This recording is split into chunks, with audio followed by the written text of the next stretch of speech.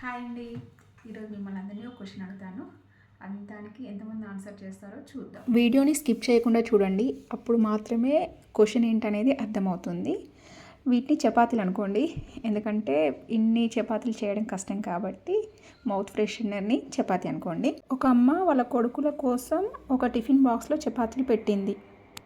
వాళ్ళు ఫారెస్ట్కి వెళ్తున్నారు, నైట్ పడుకున్నారు. సో ఫస్ట్ అతనికి ఆకలేసింది. వాళ్ళ అమ్మ ఏం చెప్పిందంటే, ఎవరు తిన్నా కూడా ముగ్గురు ఈక్వల్గా తినండి అని చెప్పేసింది. ఫస్ట్ అతను ఏం చేసిండు, మూడింటిని ఈక్వల్గా పెట్టేసి తనది తను తినేసి ఆ 2 ఈక్వల్ పార్ట్స్ని మళ్ళీ పక్కన పెట్టేసి పడుకున్నాడు. ఇప్పుడు కొద్దిసేపు అయిన తర్వాత సెకండ్ అతనికి ఆకలేసింది.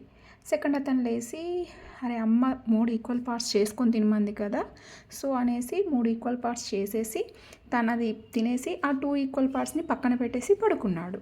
ఇప్పుడు మూడో అతను లేచి తను కూడా 3 ఈక్వల్ పార్ట్స్గా చేసేసి తన పార్ట్ను తను తినేసి ఆ 2 ఈక్వల్ పార్ట్స్ని పక్కన పెట్టేసి పడుకున్నాడు.